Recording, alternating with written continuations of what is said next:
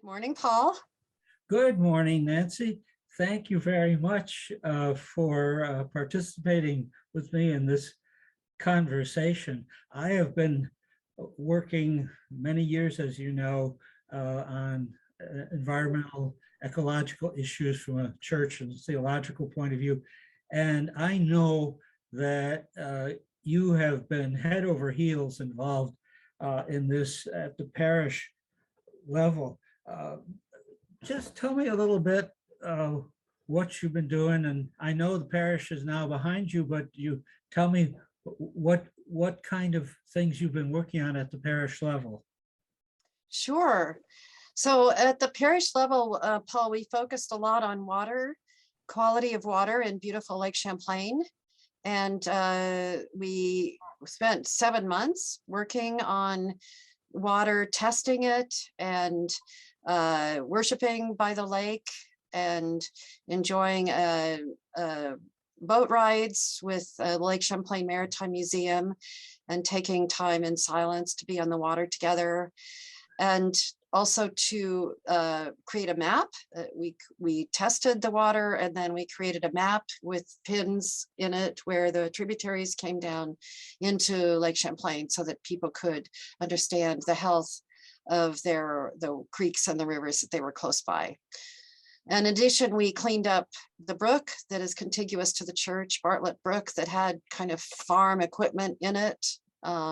We pulled out half a car and a washing machine, and that took 4 years. We won an award for Vermont Cleanup Day for that.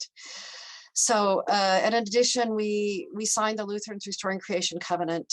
So we try to have we've had our building tested for both so that our heating system could be as efficient as possible.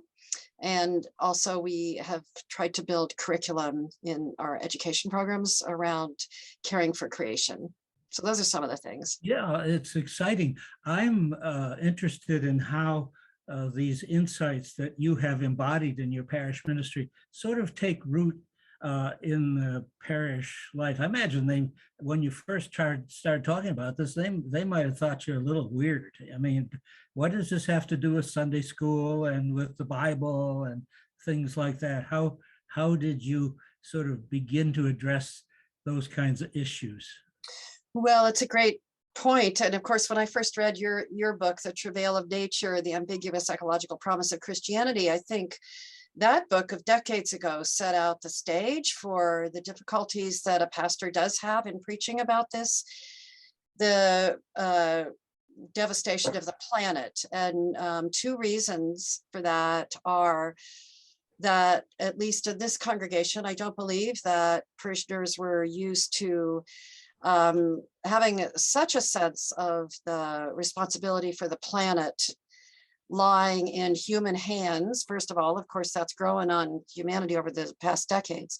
But secondly, that Christianity would have a bearing on that. And that's where teasing out the theology, the ambiguous ecological promise of theology, I think each pastor has to do to find the texts in scripture that actually convey the image of the good land, the promise of the good land, in relation to a covenant with God, in relation to being a people of God, called out to be servants of not only humanity, but creation, but also to focus on this life, in contrast perhaps to the focus on heaven or the afterlife, which may have been an emphasis for some of the people in my congregation with earlier pastors and in their earlier years.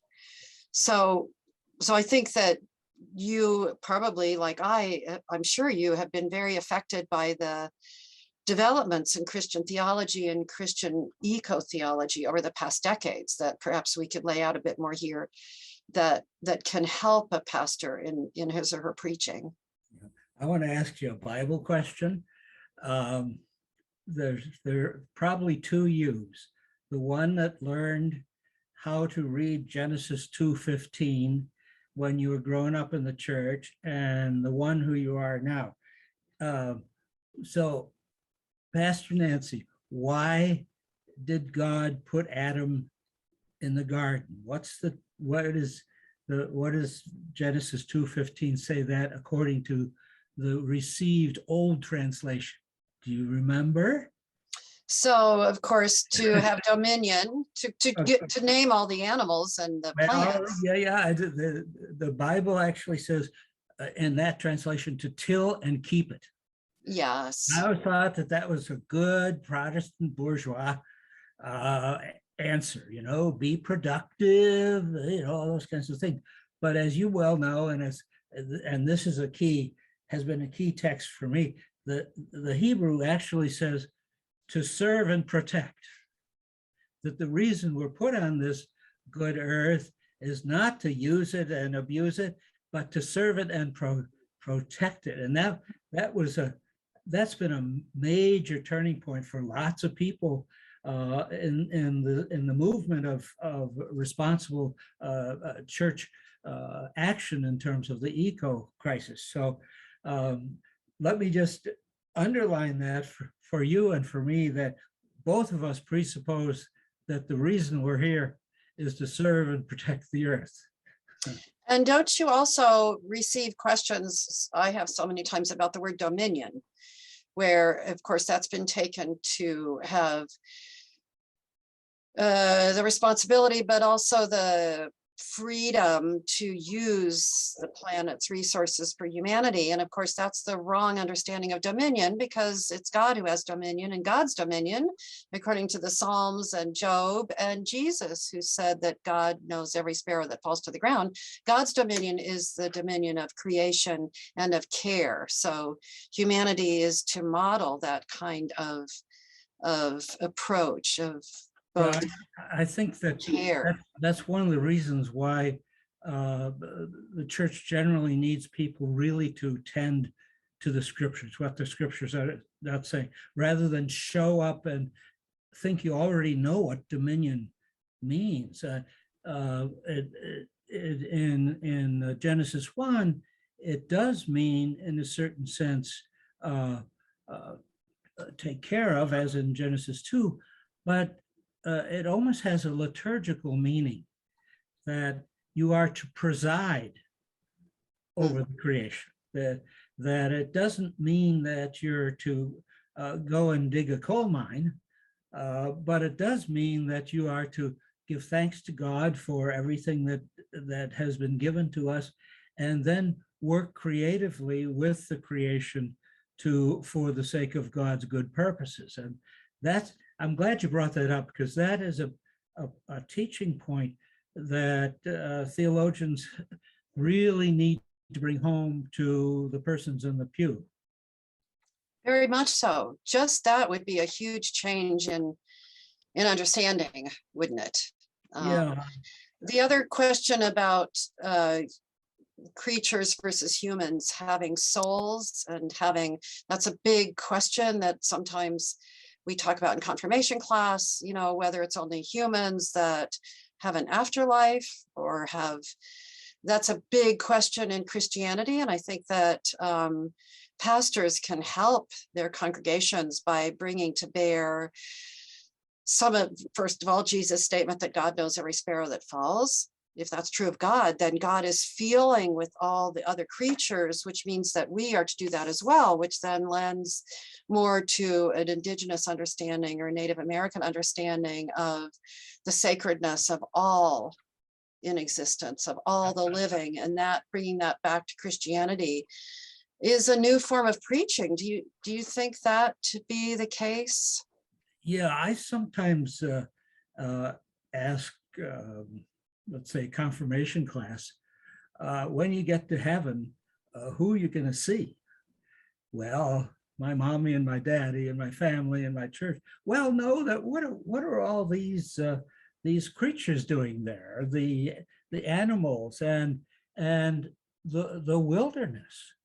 That it's not just us humans who are going to be in the new heavens and the new earth, but it is a new heavens and a new earth. And you can see signs of this articulated, especially in the book of Job, where he celebrates all the wildness, where the wild things are. Job celebrates, and that's in the Bible. Definitely. Yeah, and I think that speaking of young people in confirmation classes, what I think is that if many of the classes could be taught out of doors, that would be a big help. And talking about the relation to the creatures, the having time to sit outdoors and watch a creature as part of a confirmation class, say a butterfly, and then to write a prayer for that creature, just that kind of understanding, I think, could very much help young people growing up in the church to realize that we are all connected. Not only that, but that we have power to protect the ecosystems that are in danger. Also, I think that gives a sense of hope and power for young people who know about the climate crisis, and they are worried about their future. And they are anxious about their future, the humanity's future, to give them a sense that nature is still here. It's part of us. Butterflies can be seen as worshiping with us. And at the same time that we have the power to help them thrive, and that's part of being a Christian, a young person in a church. That's a very powerful way of introducing a young person into life as an adult in the church. Sometimes I've thought too, I really affirm what you just said. But I've also thought that taking kids outside is great. But I hearken back to the days when I was a college student. And one summer I worked in a steel plant outside of Buffalo, New York. And that was an enormously shocking experience for me, just to see, first of all, what the people were going through, most of them African Americans. I was the only white guy in a crew that worked the night shift. But what was going on with regard to the earth, that human intervention in the earth has become so enormous that we really have to be aware of the steel plant as much as the butterfly. And I'm sure you agree with that, because what's driving the crisis, as my father used to say, is the nut behind the wheel. That is the human intervention, building up so much wealth for humans without sensitivity about where the smoke in the steel plant is going or what it's doing to Lake Erie. So I would, if you and I are developing a confirmation class curriculum at the moment, I would say, let's talk about the butterfly, but let's also talk about the steel plant. I would build on that too, Paul, by saying at the same time that you do that, so that you don't just give the sense that, this is the way it is, but how it can be, that we could talk about then how to transition, what could be put in place of steel manufacturing, how the finances, for example, the finances that are behind the oil companies, Chase Bank, for example, and the organizations, including 350.org, that are encouraging people to take their money out of Chase, so that we encourage the financial institutions to support sustainable energy, so that the oil companies, for example, to switch from steel to oil companies could become energy companies and have the investments for appropriate renewable energy, so that we could quickly transition to an economy that is not as burdensome on the planet. So always to give those dimensions that people are working on the transition to a more renewable. I say amen to that, but I think we're facing a huge challenge here, because just in interpreting the scriptures, because the scriptures come from a time of an agricultural, or yes, an imperial, in the New Testament, an imperial society, but long before modern technology became the driving force for disrupting our planetary systems. And what have you done with your confirmation class to sort of make that move from dealing with the essentially agrarian setting of the scriptures to the industrial, post-industrial maybe thing with your confirmand. So how do you make that transition with them? So I think taking Jesus' parable about the sheep and the goats, and that Jesus said, when I was hungry, did you feed me? When I was thirsty, did you give me drink? And Jesus links that to eternal life. So then to ask about food and land and water is a way to help link the confirmand's understanding of the ability of the earth to feed people and to make sure that everyone has enough to drink. Then that helps them to realize, and this is true for adults also, the same thing goes for preaching, that when we contribute to Lutheran World Relief, for example, to build wells around the world, say in Malawi, or to help farmers there, that what we do in relation to burning of fossil fuels and the burning of energy for companies like steel companies impacts the weather, impacts the soil, impacts the rain for farmers in Malawi. And therefore, that if we want to help them, yes, we would support small scale projects right now, but we would also be thinking about how we are all interconnected. And if we really want to help our neighbor, then we're aware of the effect of our industries on them.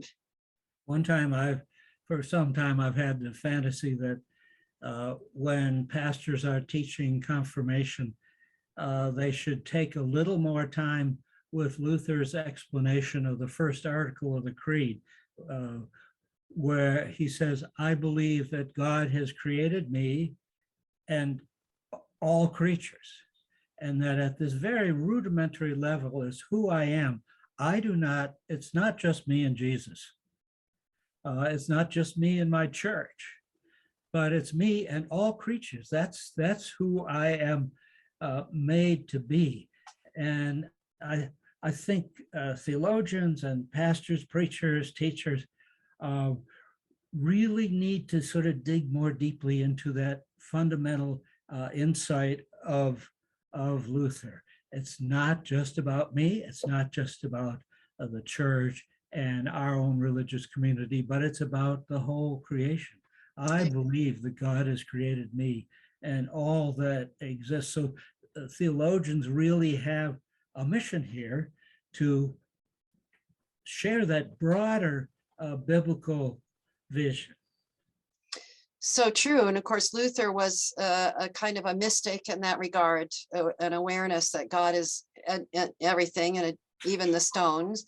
But that seems to have been quite a bit lost. And it can be brought up again, not only in the sermons, as you know, but in the liturgy, the Eucharistic liturgy, so that the prayers are with all of creation, as well as with the so-called prayers of the people, that it's somehow indicated and felt that all creatures are part of this celebration.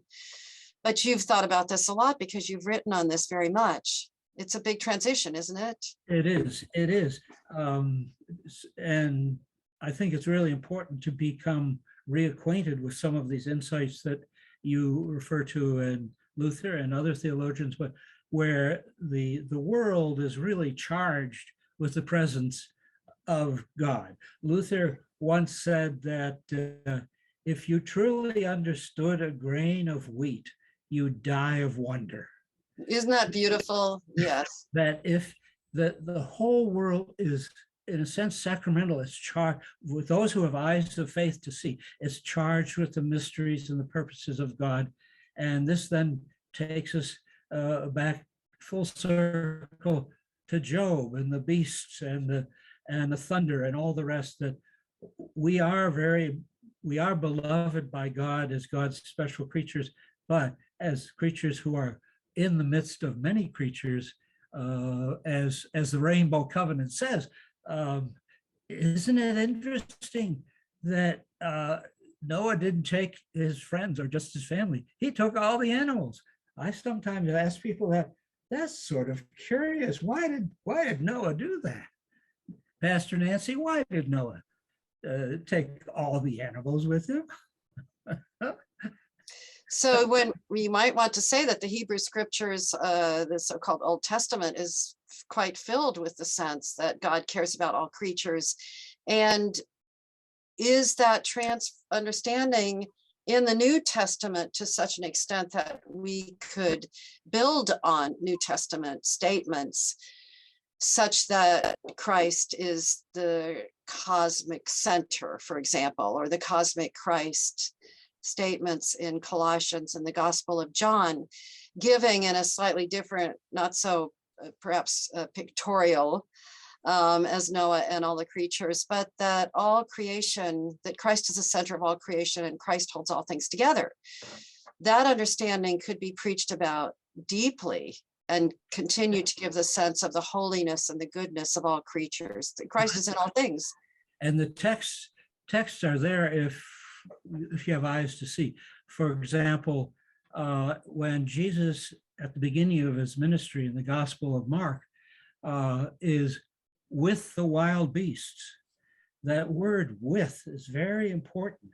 It just means, hey, it just wasn't out there and having a scary experience, but as the quintessential human being, as the person after whom we model our lives, Jesus begins with the wild beasts, and that's almost a picture of Adam in the garden. Jesus is then the second Adam. And then later on in the Gospel of Mark, when the disciples of Jesus are out in the water and a big storm comes down, Jesus stills the waters, this majestic, mystical scene. And the gospel writers, as Mark says, who is this that even the wind and the storm obey him? So that harkens back to that initial vision of Jesus at the center of the creation with the wild beasts, that he is at, for Mark already, he's at the center of creation, but then all the more so, as you alluded to, in Paul's letter to the Colossians, where he is the center, sort of the divine magnet, which holds all things together. It's a wonderful gospel to preach and teach, but we have to put our minds to it, don't we? Right. And also to be aware that our culture completely ignores that understanding.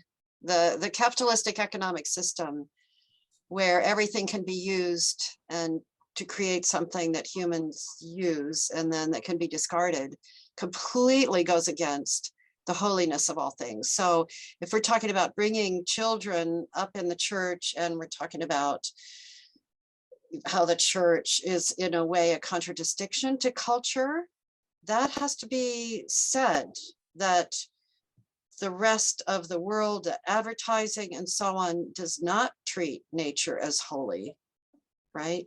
And so what they're learning is very fundamentally distinct from the understanding of a capitalistic economy that uses all of nature for human purpose and therefore is discarded. So we're up against a capitalistic paradigm that is very different from what we're talking about. Do you agree with that? I can hear you saying to your confirmants, how are you different from other people? I mean, and then begin to launch into the fact that we have a different way of seeing the world. That would be powerful. That would be great.